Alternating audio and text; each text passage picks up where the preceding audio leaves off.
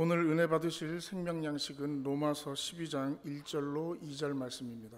로마서 12장 1절로 2절 말씀입니다. 신약 성경 256페이지입니다. 어떤 성경은 255페이지입니다. 참고해 주시기 바랍니다. 다 찾으신 줄 알고 봉독해 올리겠습니다.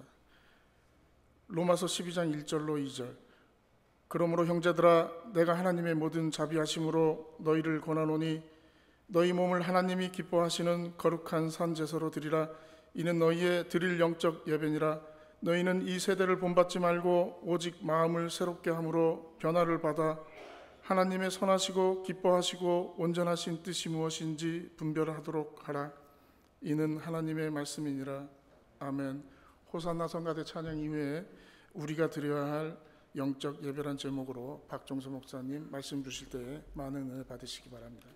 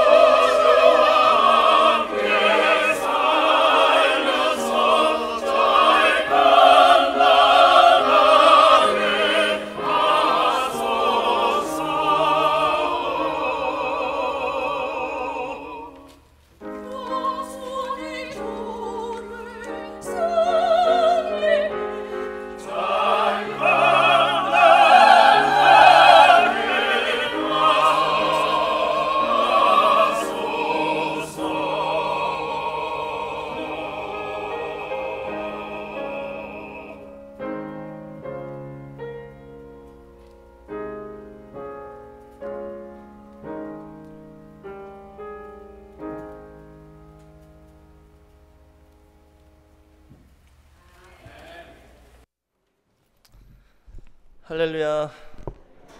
네, 우리 호산나 성가대 아름답고 또 은혜로운 그 찬양 진심으로 감사드립니다. 또 오늘 내주께 찬양을 인도해 주신 우리 헵시바 찬양팀과 또 가브리엘 중창단의 연합 찬양팀 진심으로 감사드립니다. 특별히 저에게 개인적으로는 우리 가브리엘 찬양팀이 감사한 게요, 제가 이제 부임한 지 2년이 조금 넘었는데요, 2년 전에 이제 부임해서 수요 예배를 인도하다 보니 찬양이 없었어요, 처음에는. 그런데 몇 분이 이렇게 기도하시는 가운데 찬양팀을, 중창단을 이렇게 형성하셔서 수요 예배 찬양 인도를 하겠다고 이렇게 말씀해 주셔서 시작됐죠, 그때. 그래서 8월 17일이 2주년이래요. 가브리엘 중창단의 창단 2주년이 됐습니다. 그동안 2년 동안 하루도 빠짐없이 이렇게 인도해 주셔서 진심으로 감사드리고요. 그 외에도 또 우리 헵시바 찬양팀과 호산나 성가대 모두 역시 하루도 빠짐없이 하나님 앞에 찬양으로 영광 돌리는 우리 모든 성가대와 찬양팀께 감사드립니다. 오늘 저는 이 로마서 12장 1절에서 2절 말씀을 통해서 우리가 드려야 할 영적 예배라는 제목으로 잠시 은혜를 나누겠습니다. 오늘 본문은 이 로마서에 있는 본문인데요. 이 로마서 저에게 잘 아는 그런 책이죠. 근데 로마서를 크게 두 부분으로 나눌 수 있다고 합니다. 우선은 1장부터 11장이고 그 다음에 12장부터 마지막 16장까지 이렇게 두 부분으로 나눠지는데요. 1장부터 11장은 교리에 대한 내용입니다. 그래서 그 1장부터 쫙 읽어보시면 사도 바울이 그 기독교의 핵심 교리를 가장 선명하고 정확하게 정리해 설명한 그 책이다라고 말할 수 있는 로마서이죠. 특히 이신칭의에 대한 교리가 가장 상세하게 설명된 것이 로마서다라고 말할 수 있습니다. 그리고 12장부터는 흔히 말하는 이 적용 부분이에요. 적용. 그래서 12장부터 마지막 16장까지는 앞에서 언급한 그 기독교 교리에 대해서 우리가 이제 배웠고 깨달았다면 그것을 우리가 삶에서 어떻게 적용해야 하는지를 설명하는 그 부분이 12장 1절부터 시작되는 것입니다. 그게 오늘 본문 말씀이죠. 근데 거기 12장 1절의 첫 단어가 그러므로이잖아요. 그러므로. 이게 참 중요한 단어예요. 그러므로. 이 뜻은 뭐냐면 그 앞에 1장부터 11장까지 그 모든 교리의 내용을 이제 우리가 깨닫고 믿는다면 앞으로 설명할 이 적용 부분을 우리가 이제 실천해야 된다라는 것을 사도 바울이 말씀하시는 것이죠.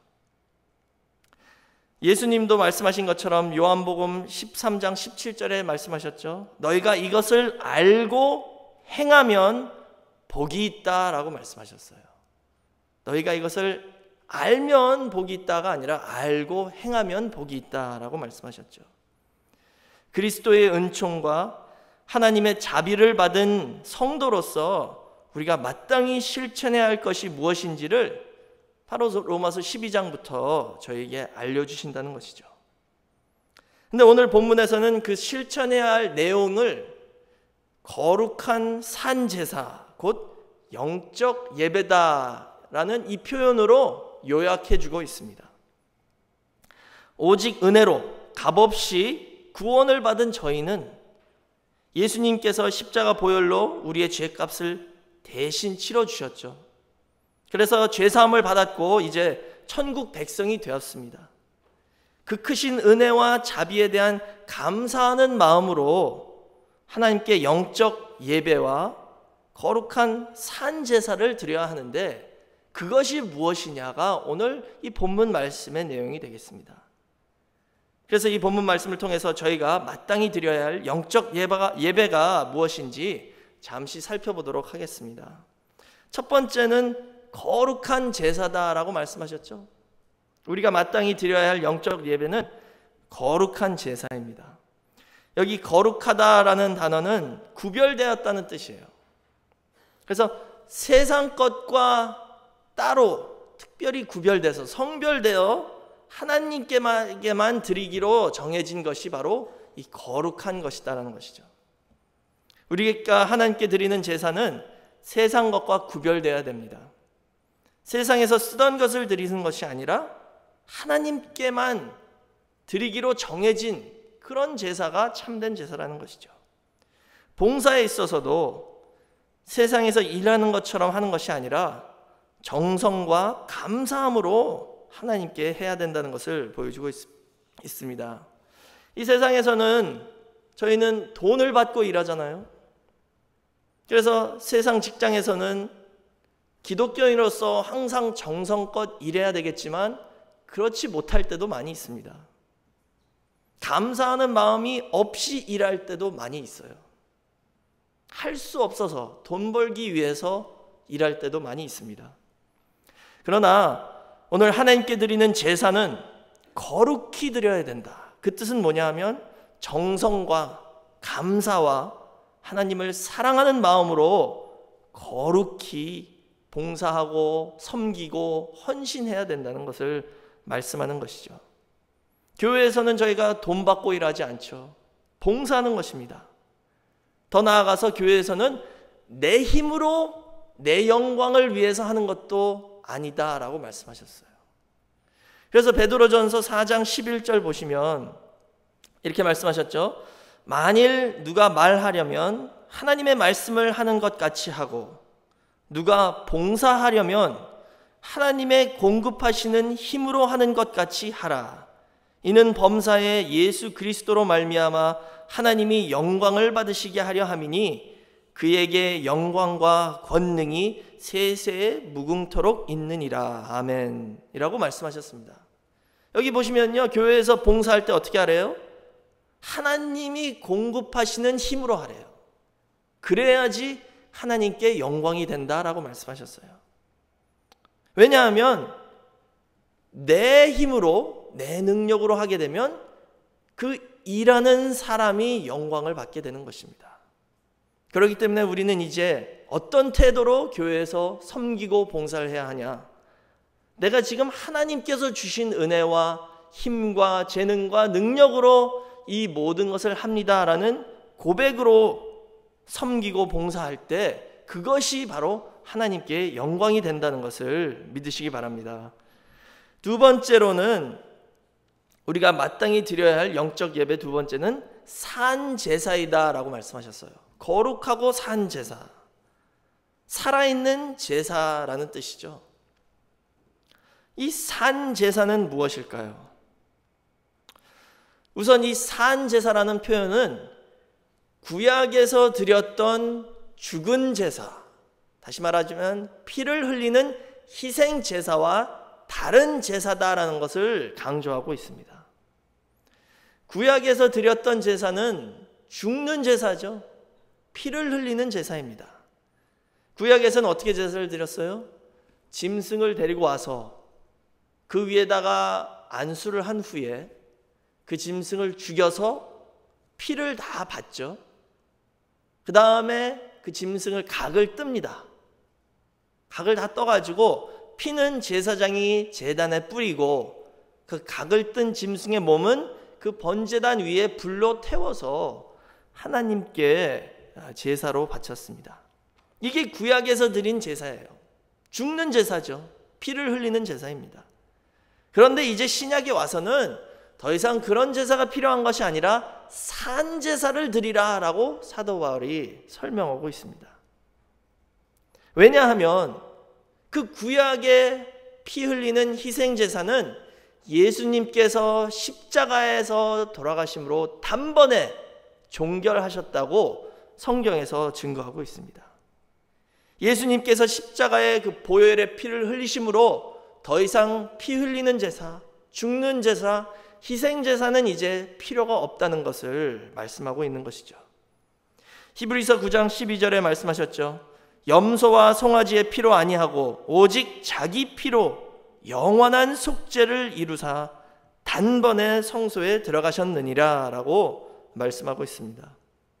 또 히브리서 7장 27절에는 저 대제사장들이 먼저 자기 죄를 위하고 다음에 백성의 죄를 위하여 날마다 제사 드리는 것과 같이 할 필요가 없으니 이는 저가 단번에 자기를 드려 이루셨음이니라 라고 말씀하셨죠. 예수님이 십자가에서 드린 그 마지막 희생 제사가 구약의 그 모든 제사를 이제 종결시켰다는 것입니다. 예수님이 한 번에 십자가에서 피를 흘리심으로 인류의 모든 죄를 다 대속해 주셨고 우리의 죄를 다 사해 주셨다는 것이죠. 그래서 더 이상 그런 제사는 이제 드릴 필요가 없다는 거예요. 그러나 예수를 믿고 죄사함을 받고 천국 백성이 된 저희도 드려야 할 제사가, 다른 제사가 있는데 그게 뭐냐? 그게 바로 산제사라는 겁니다. 산제사. 그래서 이제 우리는 산제사를 드려야 합니다. 이 산제사는 뭐냐? 죄사함을 은혜로 값없이 받은 성도가 감사로 드리는 제사입니다. 감사의 제사예요. 죄사함을 위한 제사가 아니라 감사로 드리는 제사라는 것이죠. 오늘 본문 보시면 이 산제사를 무엇으로 드리라고 말씀하셨죠? 오늘 본문에 우리 몸을 산제사로 드리라라고 말씀하셨어요. 우리 몸을. 이것은 성도가 드려야 할 헌신과 봉사와 또 찬미와 그리고 전도의 제사를 의미합니다. 하나님께서 공급하시는 힘으로 주님의 영광을 위하여 우리가 주의 몸된 교회에서 섬기며 봉사하며 헌신할 때 그것이 우리의 산 제사가 된다는 것이죠. 그 산 제사는 어떤 태도로 드려야 하냐? 예수님이 우리를 위해서 죽으시고 우리의 죄를 사해 주셨기 때문에 감사하는 마음으로, 하나님께 영광 돌리는 마음으로 드려야 된다는 것이죠. 근데 여기서 우리 몸을 드려라 라고 그랬기 때문에 어떤 분들은 이것이 꼭 육체로 하는 노동의 헌신만이 산제사가 된다라고 생각하실 수도 있는데 그런 뜻은 아닙니다. 여기 몸이란 것은 꼭 우리의 육체만을 의미하는 것이 아니라 한 사람의 삶 전체를 의미하는 거예요. 그러니까 우리가 만약에 지식이 있어서 그 지식으로 드리는 봉사를 하나님께 드린다면 그것도 이 산제사에 포함될 수 있다는 것이죠. 혹은 내가 시간이 없어서 열심히 번 돈으로 헌금을 드릴 때 그것도 감사로 드리면 산제사가 될 수 있다는 것입니다. 그러나 그 안에는 나의 희생과 정성과 헌신과 감사가 반드시 들어가야 된다는 것이죠. 그러나 이 산제사라는 것이 거기서 끝나는 것이 아닙니다. 산제사는 교회 안에서만 드리는 것이 아니라 매일매일 일상생활에서 드려져야 되는 것이 바로 산제사입니다. 그래서 이것을 다른 표현으로 산순교다라고도 말해요. 산순교. 순교는 뭡니까? 우리가 믿음을 위해서 죽는 것이 순교이죠. 근데 산순교라는 것은 믿음을 위해서, 내 신앙을 위해서 내가 죽는 것은 아니지만 무엇인가 희생하는 것을 의미하는 것입니다. 5세기 살던 그리스 교부 중에 최고의 설교자로 꼽히는 크리소스토모스라는 분이 계셨어요. 크리소스토모스. 이분은 이 산제사를 이렇게 설명했습니다.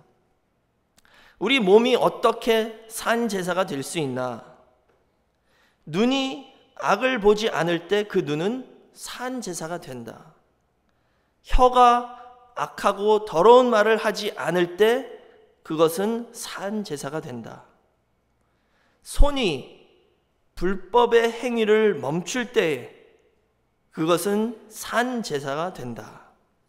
그리고 이렇게 사는 사람은 온전한 산제사가 된다라고 말씀하셨습니다. 오늘 이 주일날 세상의 많은 유혹을 물리치고 하나님의 전에 나온 저와 여러분도 이 시간 신령한 산제사를 드린다는 것을 믿으시기 바랍니다. 또 오늘 주시는 말씀으로 한 주간 우리의 몸과 우리의 삶을 세상의 유혹과 죄악의 유혹에서 금하고 하나님 아버지의 뜻대로 살려고 애쓰고 힘쓸 때 우리가 산제사로 하나님께 바쳐지는 그런 성도가 된다는 것을 믿으시기 바랍니다.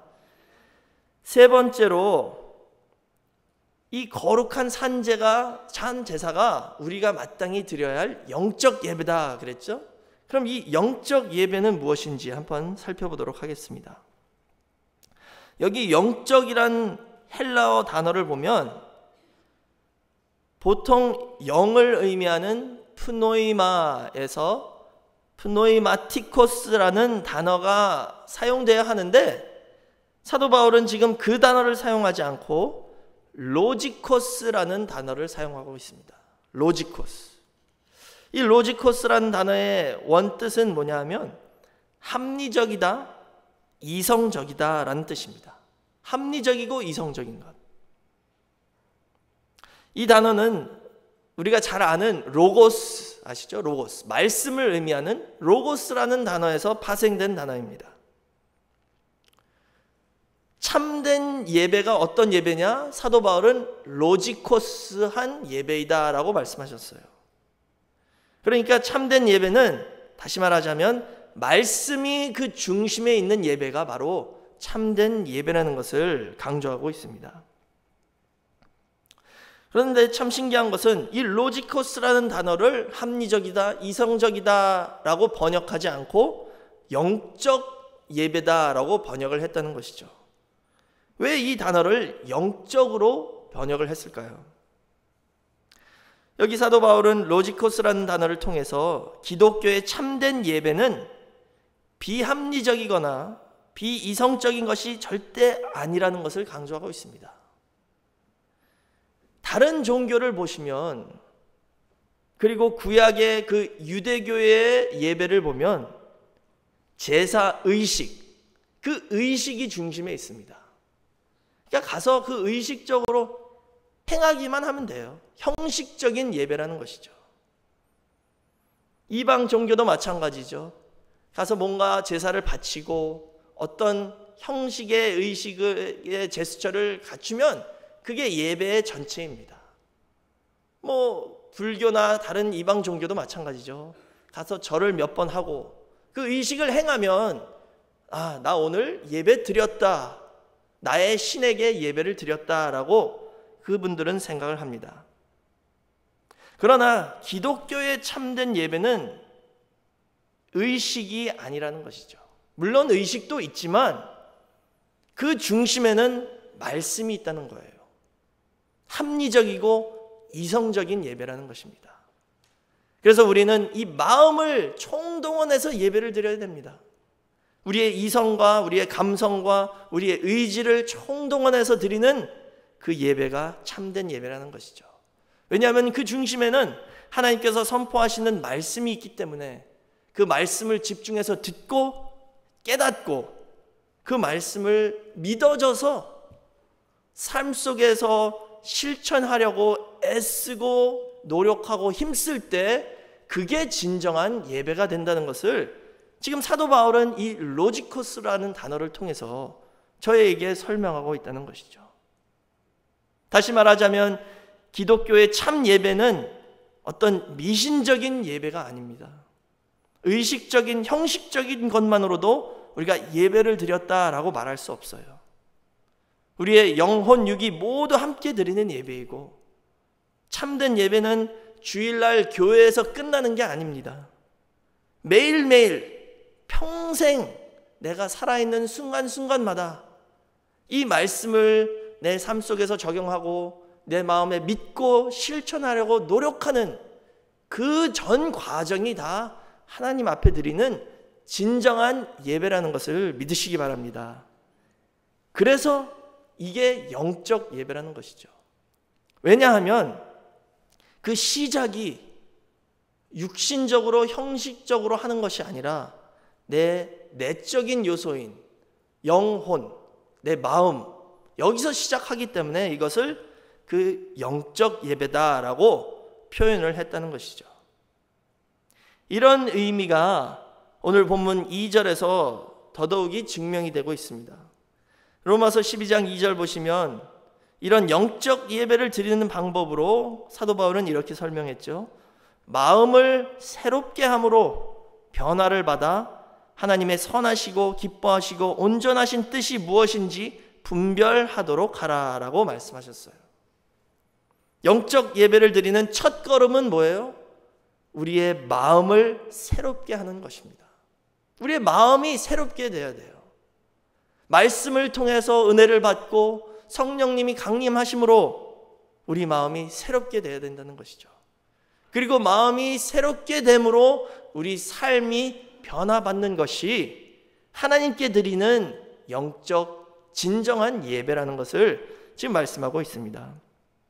여기 변화받는다 그랬죠? 마음이 새롭게 함으로 받는 변화. 이 변화라는 단어가 헬라어로 메타모르포오입니다. 메타모르포오. 이 단어는 예수님이 변화산에 올라가셔서 변화받으셨을 때 사용된 단어이죠. 예수님이 새 제자와 함께 변화산에 올라가셔서 변화되셨죠. 그래서 얼굴과 옷에서 빛을 발하셨습니다. 그런 변화의 모습이 바로 이 메타모르포오라는 것이죠. 그런데 이 단어가 또 한 번 사용된 것이 고린도후서 3장 18절입니다. 고린도후서 3장 18절에 이렇게 말씀하셨습니다. 우리가 다 수건을 벗은 얼굴로 거울을 보는 것 같이 주의 영광을 보매 저와 같은 형상으로 화하여 영광으로 영광에 이르니 곧 주의 영으로 말미암음이니라 라고 말씀하셨죠. 여기 주의 영광을 보매 저와 같은 형상으로 화하여 그랬죠. 이 화하다가 메타모르포오입니다. 우리가 주의 영광을 바라보는 그 순간 우리가 예수님과 같이 변화받는다는 것이죠. 근데 이 고린도후서 3장 전체를 읽어보시면 이런 과정이 어떻게 이루어지냐. 여기서 사도 바울은 모세가 구약에서 준 율법과 예수님께서 신약에서 주신 복음과 비교를 하면서 설명하고 있습니다. 모세가 구약에서 주신 율법은 얼굴을 가린 것처럼 가려진 말씀이래요. 그래서 그 율법은 이스라엘 백성들이 이해하지도 못하고 깨닫지도 못하고 그냥 형식적으로 지키기만 했습니다. 근데 그런 율법은 사람을 변화시킬 수 없다는 것이죠. 그 율법을 아무리 그냥 형식적으로 맹목적으로 지켜봤자 그 사람이 변하지 않는다는 것입니다.